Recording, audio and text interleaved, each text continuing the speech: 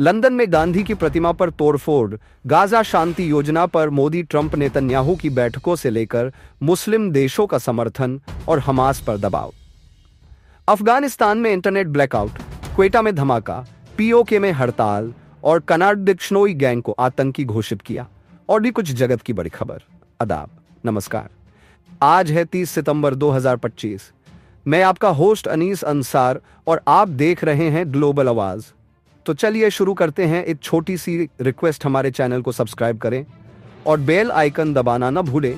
बाद भारत की टैविस्टॉक स्क्वायर में महात्मा गांधी की प्रतिमा पर तोड़फोड़। आज लंदन के टैविस्टॉक स्क्वायर में एक शर्मनाक वार हुआ, जहां महात्मा गांधी की प्रतिमा के साथ तोड़फोड़ की गई।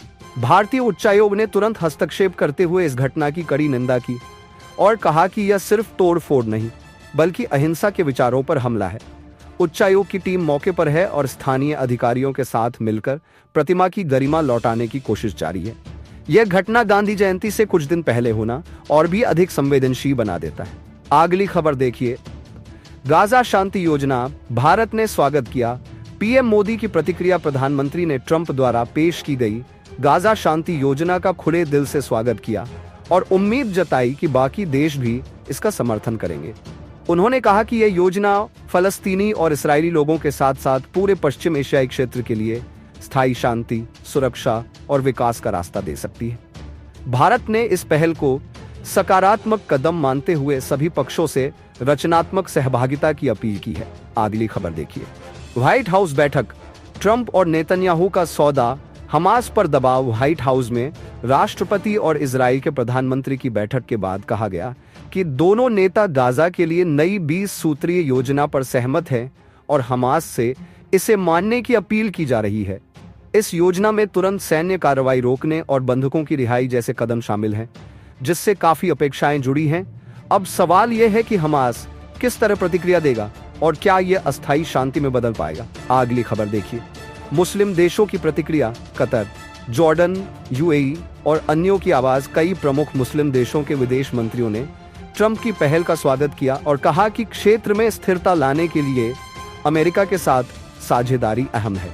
उन्होंने शांति कायम करने और गाजा के पुनर्निर्माण के प्रयासों में सकारात्मक भूमिका निभाने की इच्छा जाहिर की है। इस समर्थन का असर स्थानीय सामरिक और कूटनीतिक माहौल पर अब देखना होगा। आगे खबर देखिए। इजराइल, नेतन्याहू का बयान।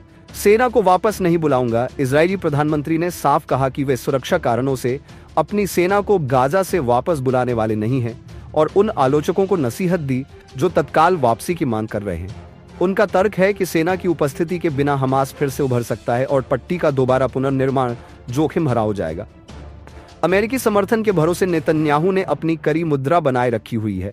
अगली खबर देखिए। अफगानिस्तान, तालिबान ने देश भर में टेलीकॉम सेवाएं बंद कर दी। तालिबान ने पूरे देश में मोबाइल और इंटरनेट सेवाएं बंद कर दी हैं। नेटब्लॉक्स जैसी एजेंसियों की रिपोर्ट के मुताबिक अब पूरा कनेक्टिविटी ब्लैकआउट है। राजधानी काबुल से भी दुनिया का संपर्क शिथिल हुआ। मीडिया और आम लोग गंभीर सूचना संक्रमण संकट में हैं। इससे रोजमर्रा जिंदगी, समाचार और आपातकालीन सेवाओं पर गहरा असर पड़ रहा है। अगली खबर देखिए। क्वेटा विस्फोट, बलूचिस्तान में बड़ा ब्लास्ट, जमकर जख्मी और मृतक। पाकिस्तान के प्रांत बलूचिस्तान के क्वेटा में एक तेज विस्फोट हुआ जिसमें कई लोगों के मरने और ज्यादा के घायल होने की खबर है। विस्फोट के पास सुरक्षा बल के ऑफिस होने की खबरें आ रही हैं और अस्पतालों में इमरजेंसी लागू कर दी गई है। स्थानीय लोग दहशत में हैं और स्थिति तनावपूर्ण बनी हुई है। आधिकारिक जानकारी का इंतजार जारी है। आखिरी खबर देखिए। पाकिस्तान प्रशासित कश्मीर, हड़ताल और संचार पाबंदियां। पाकिस्तान प्रशासित कश्मीर में व्यापारियों और आम जन संगठनों के हड़ताल के बाद कई इलाकों में लैंडलाइन, मोबाइल और इंटरनेट पर आंशिक पाबंदियां लागू कर दी गई। सरकारी प्रतिक्रिया में अतिरिक्त सुरक्षा बल तैनात किए गए और कई स्कूल अस्थायी रूप से बंद कर दिए गए। प्रदर्शनकारियों की मांगें व्यापक हैं और दोनों पक्ष बातचीत की तरफ संकेत दे रहे हैं, लेकिन माहौल फिलहाल नाजुक है। अगली खबर देखिए। कनाडा ने लॉरेंस बिश्नोई गैंग को आतंकवादी संगठन घोषित किया। कनाडाई सरकार ने लॉरेंस बिश्नोई गैंग को आतंकवादी संगठन घोषित कर दिया है, जिससे उनके खिलाफ संपत्तियां जब्त करने और पैसे फ्रीज करने का अधिकार मिल गया है। सरकार का कहना है कि इस गैंग ने प्रवासी समुदायों में डर और धमकी का साया छोड़ा हुआ है।